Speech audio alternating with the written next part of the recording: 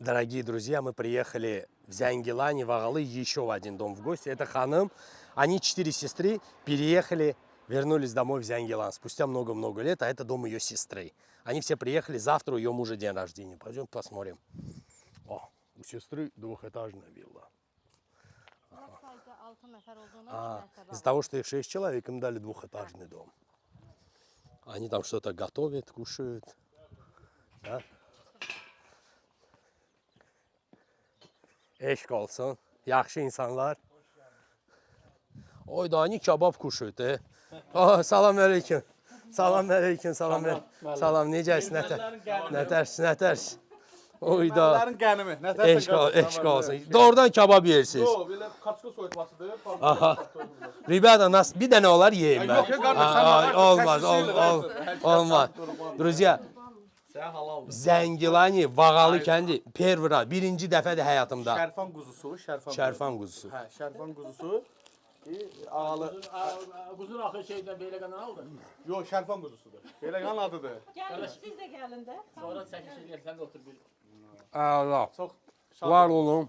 Çox sağ Allah olun. canınızı sağ eləsin. Gəlin çəkiliş eləyin. Başıma. Allah dövlətimizin başçısını qorusun. Prezidentimizi qorusun. Şəhidlərimizə Allah rəhmət eləsin. Bu gözəlliyi bizə yaşatdığı üçün.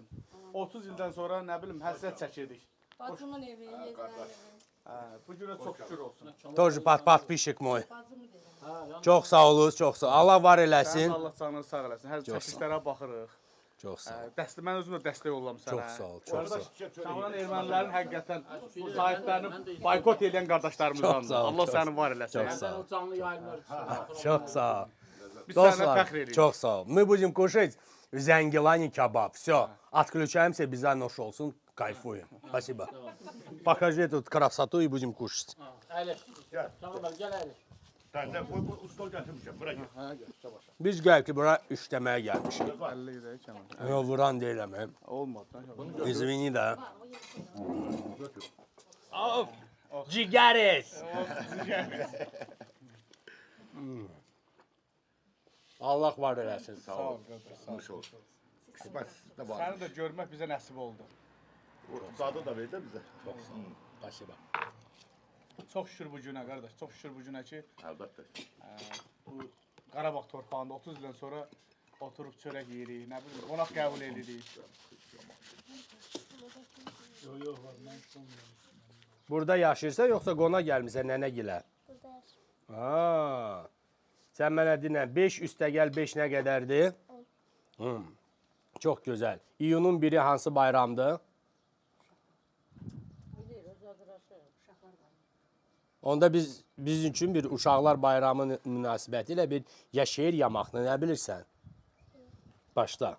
Qobustanı gəzirəm, balaların izi ilə. Qobustanı görürəm, balaların gəzi ilə. Rəsmlərə baxıram, ovçular o vaxtdan. Balıqçı qayığını xəzər dalğalandır.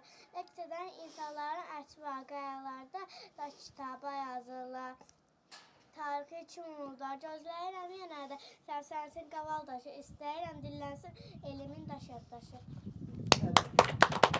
Qobustanı zəngə olan dəyişmək olur. Hər şey olar, problem yoxdur.